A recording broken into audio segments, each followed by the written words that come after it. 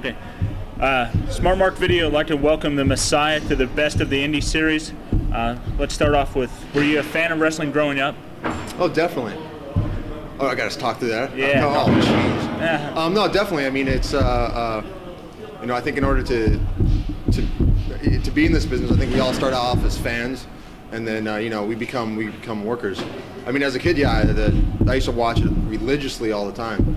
My father would constantly say, if you put as much effort into watching wrestling as you did into your schoolwork, you'd be a genius right now. So, yeah, definitely, I was very much a wrestling fan. Who were some of the guys that inspired you growing up? Who did you like?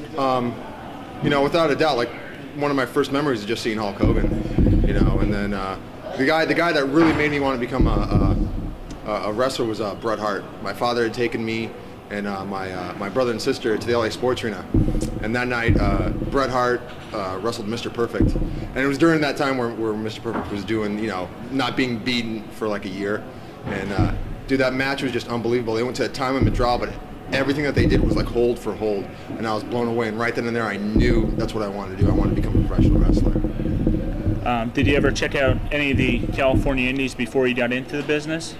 Yeah, I ironically, in California they had this thing called the wrestling, I think it was called a wrestling like cable network or something like that, and they had this show called Wrestle Talk, and it was hosted by a guy named Dynamite D. And I think I had to have been like in 3rd or 4th grade, I believe. No, actually, no, I wasn't that young. I think I was like in 7th grade. And I listened to it, and he kept on plugging this place called Slammers Wrestling Gym or Slammers Wrestling Federation. And I made a bet with my dad, or a deal with my dad, if I had gotten like straight marks or good marks on my report card, that he would take me to this place. And I did. Took me to the place, and it was awesome. I mean, there was a wrestling ring there. They put on like a match for me, and the only catch was you had to be 18 in order to wrestle there. So, went there, I just saw it, checked it out, loved it. And then pretty much the day when I graduated from high school, I went back there and I started my training there. Who trained you? Primarily, it's a little bit, primarily it was a guy named Hombre D'Oro. He wrestled in another federation I used to wrestle for as Carlito Montana. He's the guy that pretty much beat the crap out of me constantly. I was also trained by Ed Ferreira. Probably a lot of people know him as one of the writers that was in WWE, WCW. He did the Oklahoma character in WCW. He helped train me a little bit too, but primarily, pretty much, it was all Carlos. It was all him. He did it all. What was your original gimmick when you first started? My original gimmick? Yeah. Trent Acid. Trent Acid was my original first gimmick. Oh, hey, that's Trent. Oh, sorry. What's up, Trent? What's going on, dude? What are you doing? Nothing. Just a little video library for myself. What are you guys doing? Last Will and Testament, You mean shoot interview? Yeah. Oh, is that what it's called? Shoot interview. This is a shoot interview? Shoot interview. I shoot on everybody a little bit. I'm sorry. Because I'm the Andrew Dice Clay of WCW. Or, Yeah. CZW, so. Hey, Rob Black, can you suck my ass, suck my balls? It's my best one. Sorry, dude. No problem.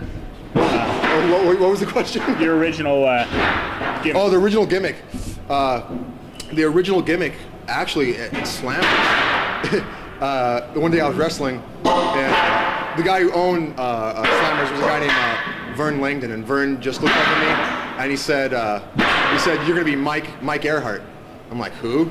I guess I looked like a guy who used to wrestle there named Mark Earhart, so the gimmick was I was like his little brother. And that's where the name came from, Mike Earhart. And then when I was wrestling, we used to wrestle every Thursday in Strongbow Stadium, like this redneck city, a redneck place in Bakersfield, California. And probably like in front of like 25 people all the time. And there was always this drunk fan who would constantly go, "Come on, Iron Mike, come on, Iron Mike." And then so all of a sudden Vern started calling me Iron Mike Earhart, the All-American boy Iron Mike Earhart, because he said I'd never be a heel because I had this like All-American boy face. So. What was it like competing on the California indie scene? Well, primarily, I mean, all I ever knew was Slammers. Slammers pretty much, I actually at the time, I mean, when I first started wrestling, I trained there for like 2 years religiously. I'd be there like 4 times a week, just training and everything. And then at the time, stuff was just happening with me that I really couldn't focus 110% of my energy on wrestling. And Vern, the owner, actually Pretty much, he was one of these guys where, you know, if you don't put your heart into it, you don't belong here. That, you know, pretty much anybody who's out of Slammers was because of either one, they quit, which the majority of them did because they couldn't handle it there because it was so stiff and so rough there, and two, they quit because, or they were asked to leave just because they sucked. So Vern just pretty much took me aside and said, obviously you're not into this, you're not doing it. And he told me, he said, either you're here or you're not, and I chose not. And then a year later, that's when I heard about XPW, and then I got into XPW. What was your first match? Do you remember who it was with? Oh yeah, it was this guy named El Spirito. it was lame. El Spirito, I lost. And it was on Thanksgiving Day, and I want to say 96, Thanksgiving, 96. That's when I did my first wrestling match. And yeah, I lost like a champ. And then, try to think. Oh yeah, actually the guy who played El Spirito was actually a guy who played who wrestled as a guy named Felony in XPW. So that's the only time Felony ever beat me. So because he sucks. So that. You got out of it for a while, and then you. How did you get into XPW? How did that all come about? Well, one of the reasons I had chosen to leave Slammers was because of. Had a lot of things going on with my girlfriend at the time, my family. Because I was only like 19 or 20 years old, and I pretty much had to make a decision. All my family was moving to Georgia, and I had to make a decision: either stay in California or go and stay with my girlfriend at the time. And I made the choice to stay with my girlfriend. And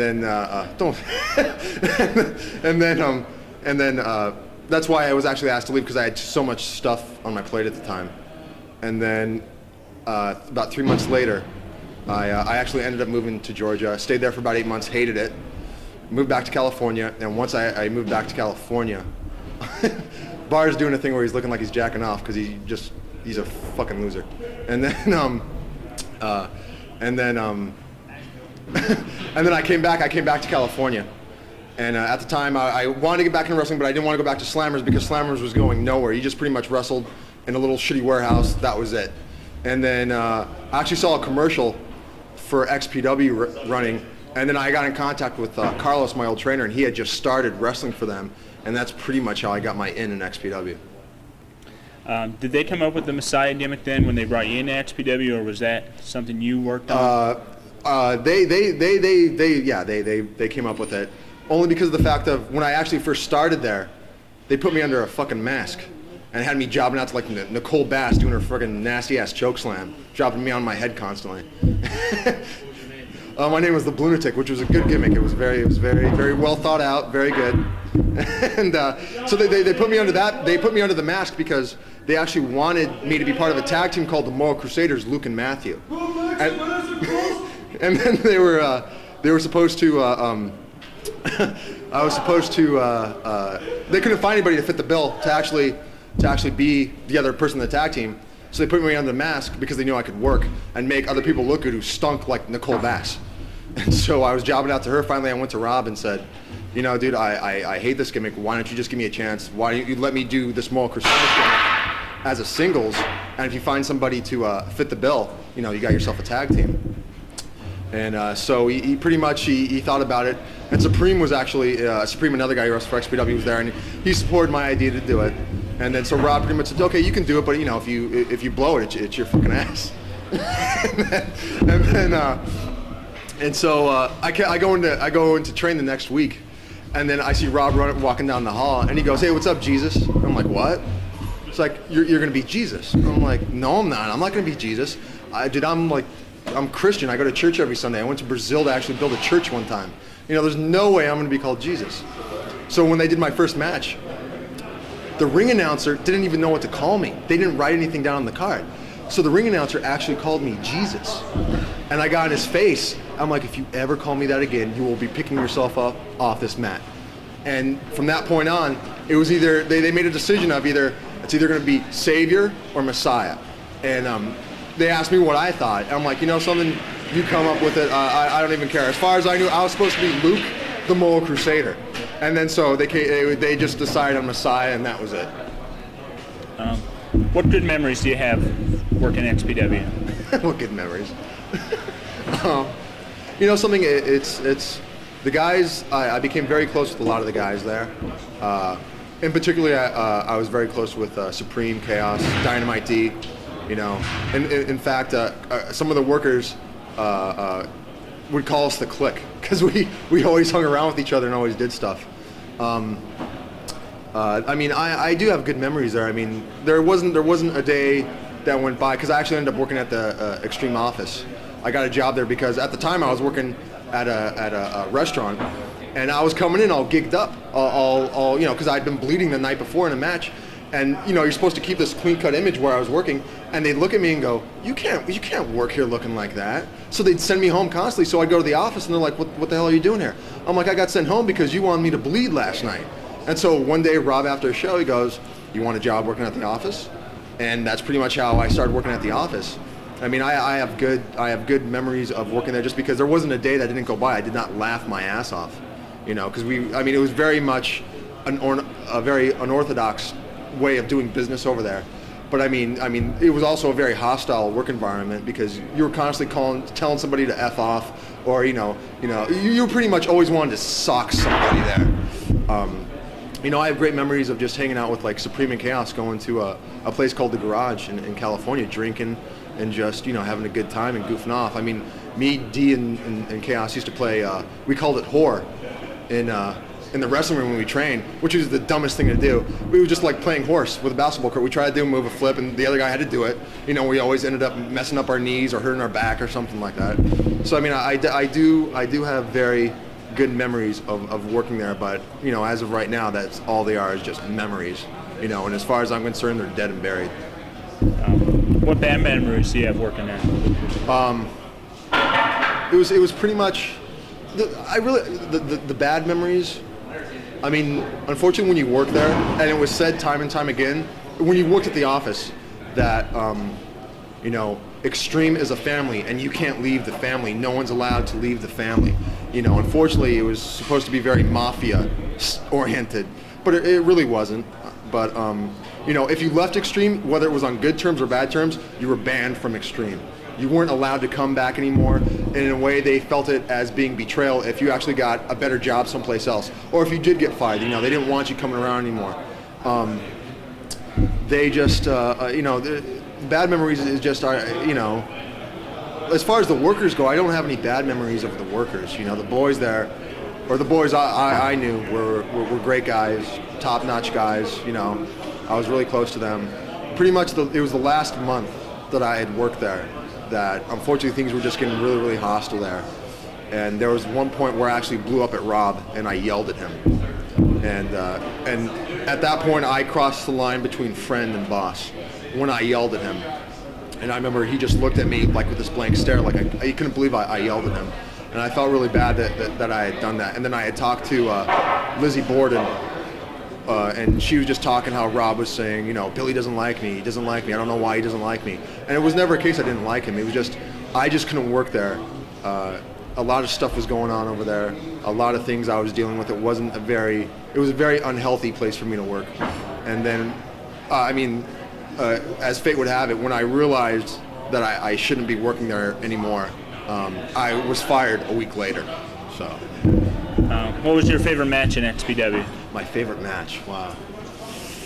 See, it all depends. I have a couple of them.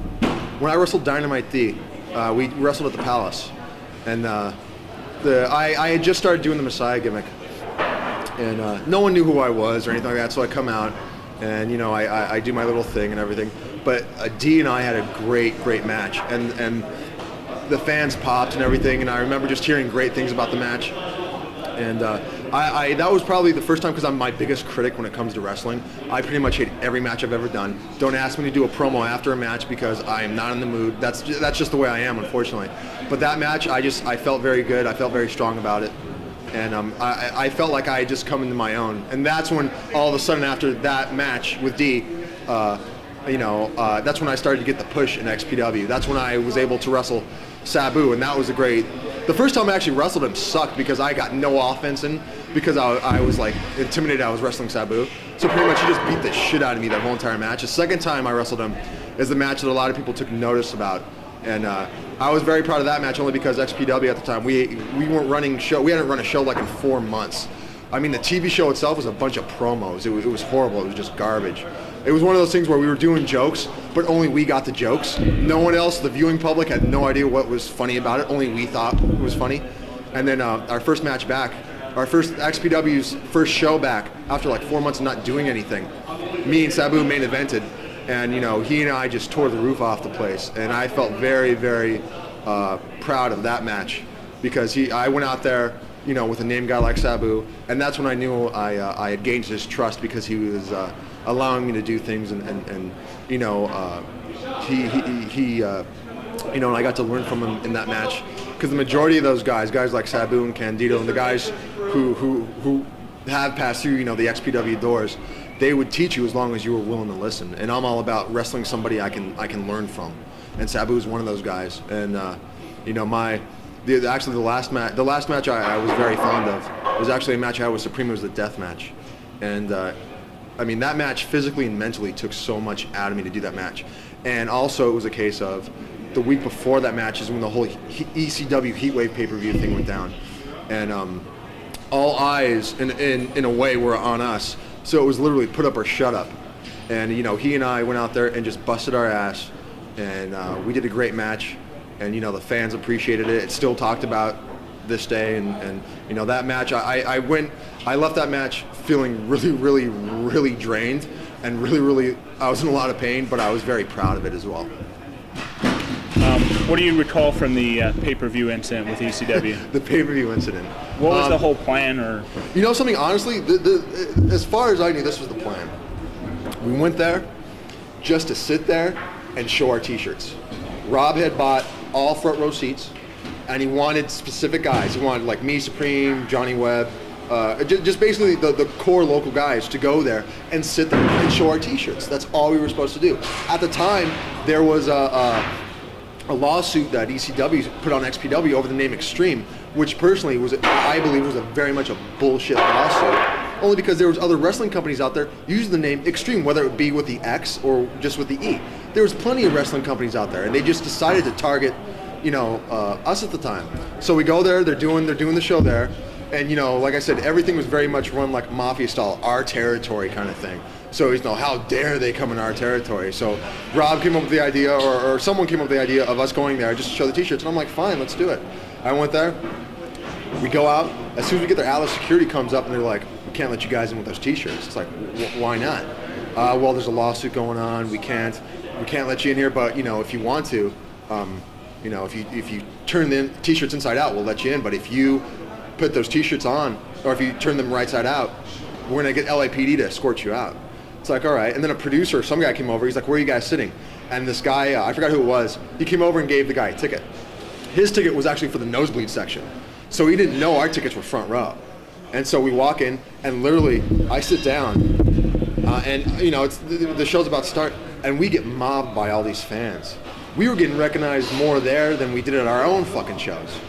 And we went there, we sat there, and the whole purpose was to show the t-shirts. And the only instruction Rob really gave was no sell, don't do anything, just sit there. I'm like, okay, so we just sat there, and it was funny because I was sitting next to Chaos, and Van Dam came out. He was doing his match with I don't know who it was at the time, and Van Dam doesn't move, and and Chaos and I just look at each other, and we're like, that was pretty good. And he looks up at us, or he looks down at us, and he's just like, I know you guys are impressed. And he was like, yeah, all right, yeah, okay. And it was very awkward, being there. And then main event came around, and then I get this call of something or another as soon as Christy Miss was there. As soon as Christy stands up, we all stand up and show our t-shirts. And I'm like, what? And he's like, yeah, as soon as she does it. And as soon as they said it, she stood up. And basically all she did was stand up, and I just took off her shirt, and I think she just had a blouse on or something. And then all the boys stand up, and I'm like, oh, fuck. So we all stand up. I go to take my shirt off, and then literally I get pulled and almost dragged over the guardrail by Atlas Security. They ripped my t-shirt off. I had another t-shirt under. They ripped my t-shirt off. And then all of a sudden half the building the building starts going ape shit, and then I see, you know, Just Incredible. He takes a seat, sits in the ring, he's just like this. Then Tommy Dreamer's looking at Supreme, going, you know, your career's over, or something to that effect. Francine is just going off on Christy because Christy stole her heat. Because I guess Francine that night was going to do the whole thing with showing her boobs with her nipples or something like that. So she was just pissed off. And then we start getting escorted out. And what's funny, you don't even see me on tape. That's what's the greatest thing. You wouldn't even know I was fucking there. We start getting escorted out. I'm being escorted out by two security guards. I'm getting escorted out like this, and then Chaos is right next to me. All of a sudden, I get this whack upside the head. And I'm like, what the hell? I turn around, I look, and it's this old drunken fan with long hair. And he's just, you motherfucker. And I look closer, and it's freaking Paul Heyman. And I'm like, and I look at Chaos, I'm like, Paul Heyman just fucking hit me. And we started laughing, and I go outside, we get thrown outside. And then Heyman starts, Chaos is just standing there, and Heyman starts yelling at Chaos about, you motherfuckers, hit me, come on, hit me. And Chaos was about to do it, and I'm like, dude, don't. And I'm like, Paul, we're not gonna do it. He's not gonna hit you, I'm not gonna hit you. All we wanted to do was wear our t-shirts, and you wouldn't let us wear our t-shirts. That's all we wanted to do. And so he spits in Chaos's face. He's like, you pussy, and Chaos wanted to do something, and I pulled Chaos back. I'm like, Paul, we're not going to do anything. All we want to do is wear the t-shirts. And he spits in my face. He's like, come on, hit me. While there's two LAPD officers, if I had done it or he had done it, we would have got carted off right then and there. And, dude, he had every right to be pissed off. And then we start walking back, and that's when I see the whole entire locker room come out. And pretty much, I think it was like Balls Mahoney and Kid Cash were in my face. And they're just like, what are you doing? I'm like, dude, all we want to do is wear fucking t-shirts, man. That's all we want to do. No one took a swing at any of the workers. It was like the ring crew kids who got the crap beat out of them. I think Chili Willy was stomping one of them or something like that. But that's what happened, you know. We drove home. We all met at Rob's house, and we're just talking about it. And Rob and all of them are just so ecstatic. It all went and everything. And literally, I'm the only one that's sitting there going, this is bullshit. This was so wrong. You know, I mean, when I tell people the story, I mean, I'm not saying that we were in the right. I'm not saying, you know, ECW was in the right. But, you know, something, I think on both sides, a lot of people overreacted on both sides. You know, the one thing I think should be made clear is that, like, Supreme never took a swing at Francine or anything like that. No one took a swing at Christy. She got knocked off that chair because security guards grabbed Supreme. Supreme pulls away, bumps into Christy. That's what happened. That's how she got knocked over. No one took a swing at any of the girls or anything like that. You know, it's all said and done. I mean, it's one of those things that I think is just going to be talked about forever. But you know, it was definitely. I mean, I think I do believe that, you know, XPW was in the wrong. But I do believe ECW overreacted a lot. So I mean that's the story. How did you get into working for Combat Zone Wrestling? Actually, the way I got working for CZW was Adam Flash put in a good word. No, actually no. Actually, what happened was I was I hadn't been with XPW for a while. I think like 4 months maybe or something like that. This was actually in January. So maybe even 6 months, 5 months. I was just doing some of the California indies, just doing things here and there. And at the time, it was funny because at the time I had just gotten fired from my other job, so like I mean I had money saved up, so I'm just sitting at home wondering what my next move is going to be, and I get this call on my answering machine, and I listen to the message because I would always just listen to messages. And then, because my freaking dad calls up, I don't want to talk to him or anything like that. and so I get this call. It's like, hey, Messiah, John Zandig, CZW. I'm like, what the? No, I thought someone was ribbing me. I thought it was one of the boys in XPW messing with me. So I pick up the phone. I'm like, hello. He's like, is this Messiah? I'm like, yeah, it's Messiah. He goes, hey, Zandig, so you're not working for that porno fed no more, huh? I'm like, no, not with them anymore. And he's like, oh, okay. He's like, well, we got a show. What are you doing this weekend? I'm like, I think I got a show. He's like, oh, that's too bad. We wanted to bring you out to wrestle. We think I think you'd make a good addition to the locker room or to the roster. And I'm like, you know something? Let me make a call and I'll call you back. And I made the call. Got out of the booking that I was booked for. called John and said, hey, dude, I can do it. He's like, all right. So literally, he called me on a Tuesday. The show was on Saturday. I confirmed everything on Thursday, and I was out here on Friday. And that's how I got into CZW. And you know, I did my first match with Justice Payne, and then I've been here ever since, pretty much. So. What are your thoughts on working for Combat Zone? I love it here, man. It's great. I'll keep on coming out here as long as everybody wants me here. You know, it's very much there. Like I said, I was close to some of the boys in XPW, but I've never been part of a company where the whole locker room is really close. It's very much that fraternity kind of thing where we always mess around with each other, and I love it here. I love it just for that. You know, the guys are top notch. The work rate alone is awesome. I mean, the first time I came out here to work CZW, I was staying over at one of the boys' house, and to be perfectly honest, when I talked to John, I'm like, I haven't seen anything CZW has done, and John said the same thing to me. I'm like, all I've seen is just stuff in magazines, and I heard something about a weed whacker. He's like, yeah. He's like, well, all I've seen is just stuff in magazines about XPW. He's like, but some of the guys have seen some of your work, and they said that you can work. So, you know, if they're vouching for you, that's cool with me. And I was like, okay. So when I got here, the guy I was staying with, I said, hey, do you have any, like, you know, footage of Payne? He's like, yeah. So I literally stayed up for until 4 o'clock in the morning watching tapes. And the first tape I watched was Cage of Death 3, and I had watched it from beginning to end, and I was just blown away. I was completely blown away. I'm like, what the hell do these guys want with me? Because the work rate, I could not believe it. We didn't have anything like that in XPW, and you know, came here, did the show. And you know, I just became friends with a lot of the guys. I mean, well, I joke with Adam Flash a lot because I'm like, so what did you think of me the first time you saw me? He's like, honestly, I didn't know who the hell you were. I'm like, who the fuck is this kid? You know? So I mean, I know a lot of the boys didn't know who I was or anything like that. They just knew I was just some jabron coming in, you know, to work the main event all of a sudden. And you know, I became really good friends with a lot of them. And you know, a lot of these guys I consider some of my best friends, and I wouldn't trade any of them in for the world. I love it here. Do you want to talk about the incident that happened with you? I mean, I have no problem talking about it. You know, what do you want to know? Just go over the events of that day. Pretty much what happened was I had gotten home from work, and I had gotten home from work, and I had just bought a GameCube. I was getting back into video games, so I sit down, had a big screen TV, and I'm playing Spider-Man all into it and everything. And my roommate, I had two roommates at the time. I had a female roommate and a male roommate. My friend Kyle who had been like my best friend for like 10 years. I've known him for like forever. And his girlfriend lived with us too. And she came home from her job, and I was just playing video games, and she went to go walk the dog. She forgot something, she walked back in. She walked back in to get whatever it was.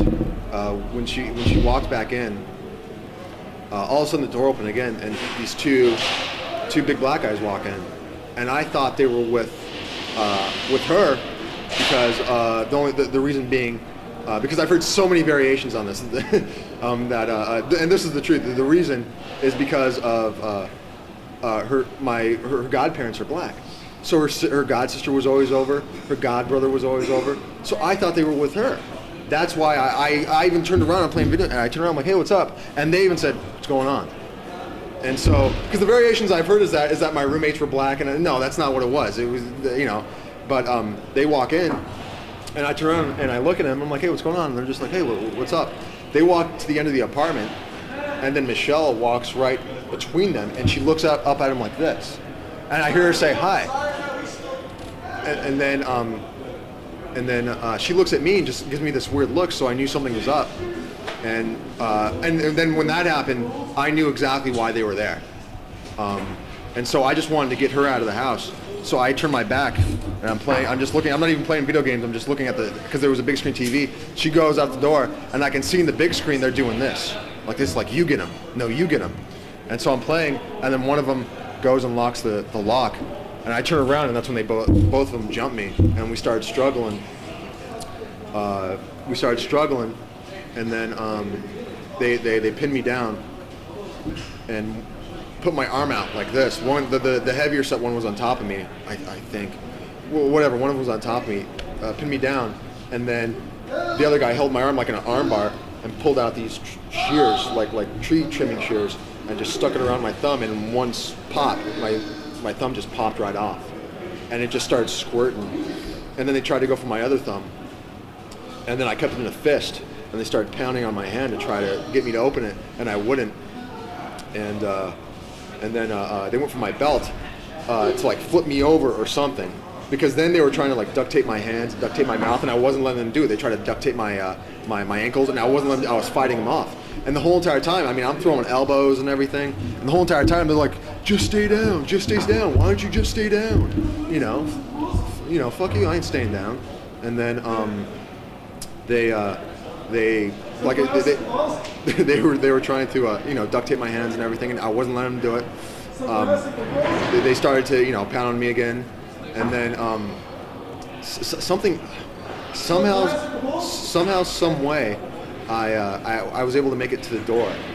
And when I made it to the door, I went to try to unlock it, and I couldn't unlock it because I didn't have my thumb. It was like I was swiping at it, but I didn't have my thumb to actually to do it. They pulled me back, got a hold of me, pulled me back on the floor. Then one of the guys got the fish tank, or the fish bowl we had, which it wasn't your conventional like looking fish bowl. It was an oval shape. It was like a vase, kind of like about this big, about this round. Picked it up and smashed it over my head. And I was still getting up, and he's like, "Dude, just stay down. Why don't you just stay down?" And I was yelling help. And I even started, and I don't even know why I did this. I was like, "Why are you doing this? Why are you doing this?" And I knew why they were there. And then they got a hold of the dining room chairs and hit me with the dining room chairs. And I know, I could tell right then and there, they could not figure out why I wasn't staying down. They thought they were going to walk in there and just take care of something, whatever it was, and it was just going to be this simple thing. And they hit me with the dining room chairs, and I got back up. And it's kind of fuzzy right now, but something happened where either I got thrown into the dining room table, or I pushed one of them into the dining room table. Because before that, like one of them threw a punch or something, and I got a hold of his arm and put it in and just ranked on it in an arm bar. And then that's when either I got thrown into the dining room table, or I threw one of them or pushed them into the dining room table. And again, I crawled to the door, and I started going for the lock again, and was able to unlock it. And the door flew open, and they just ran out. And I went down the stairs, and I started yelling help. And then I realized, and then I was covering my thumb, and I ran back upstairs to get a thing of ice to put my thumb in it. But I knew that they had taken it, and I started looking for my thumb, because there was all these little rocks from the fish bowl, and I couldn't find it. I'm looking, I can't find it. I run back outside, and I look around, and I just collapsed. And that's when all the neighbors came up, and then literally, maybe a minute later, that's when the sheriffs were there, that's when the paramedics were there. And everything, this whole encounter probably lasted in the span of 5 minutes. So, I mean, that's what happened. I mean, the America's Most Wanted thing, God bless them. Gotta love those guys. They edited it in saying that they tried to cut off my dick. They edited that in, and I'm like, oh, you assholes. Because there was I had said, I don't know, maybe they were trying to cut off my dick or something like that, because they were pulling out my belt. But I think they were pulling out my belt to try to flip me over or get some leverage on me or something. But they were able to edit that in a later question. So that's what happened. What's your reason? Why did you think they were there? Why do I think that they were there? It has to do with a former employer of mine, and the fact that when push came to shove, when he tried to push me, I pushed back.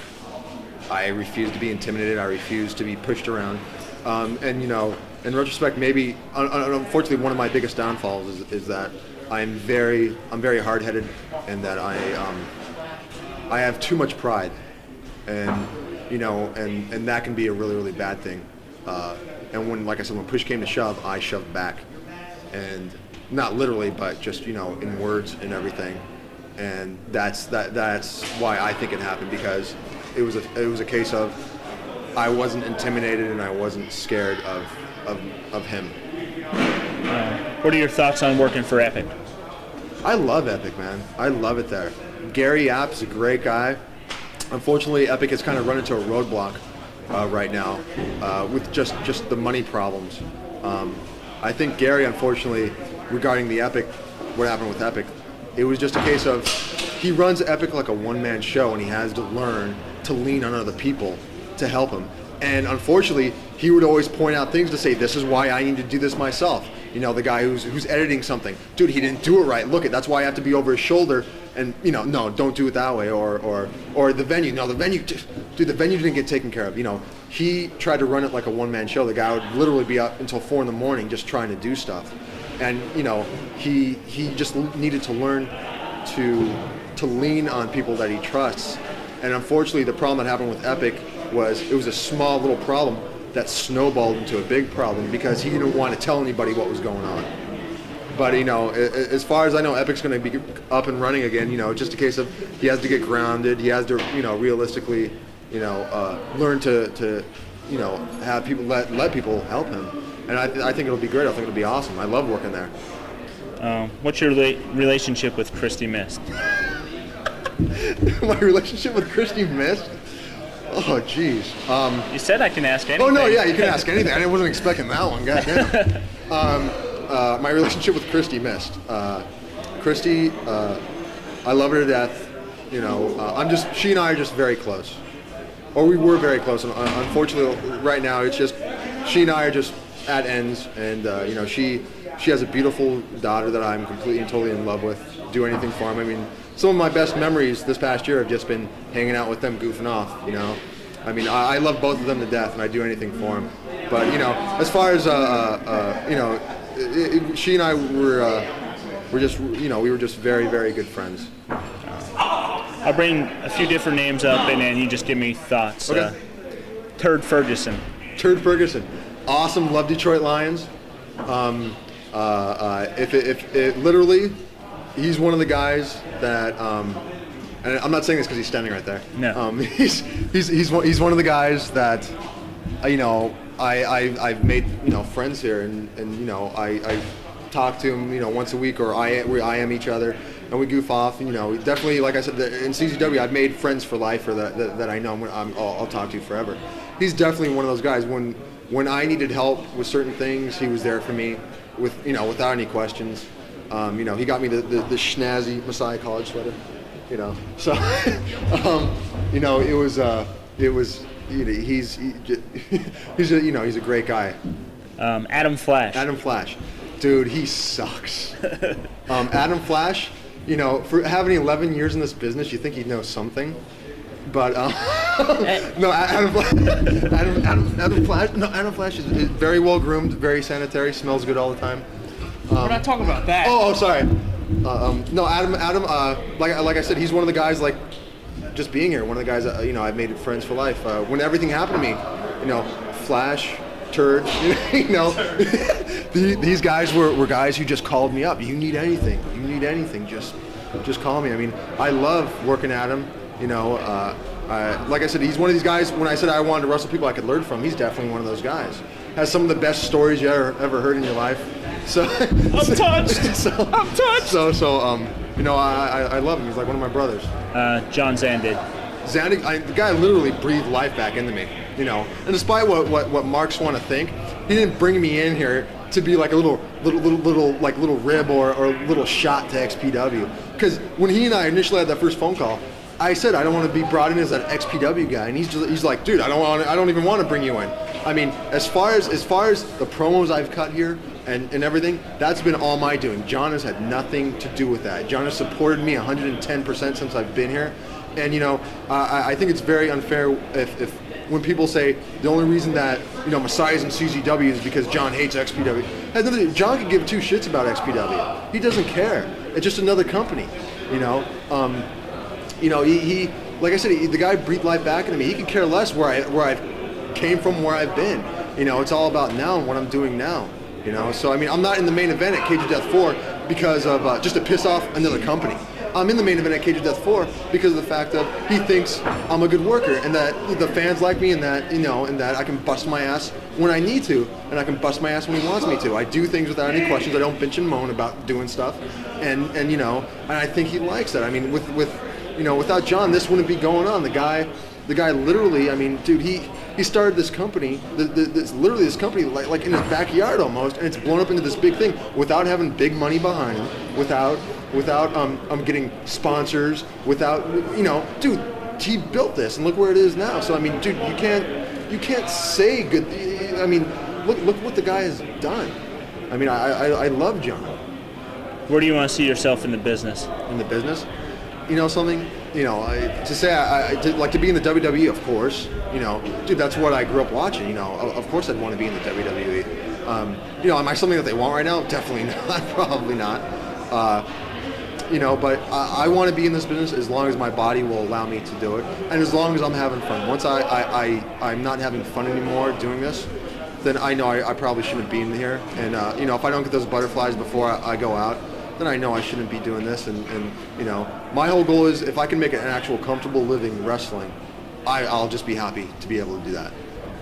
What would you like to say to your fans in closing? I mean, you guys are literally the reason I do what I do. Without you guys, whether you like me, hate me, despise me, love me, you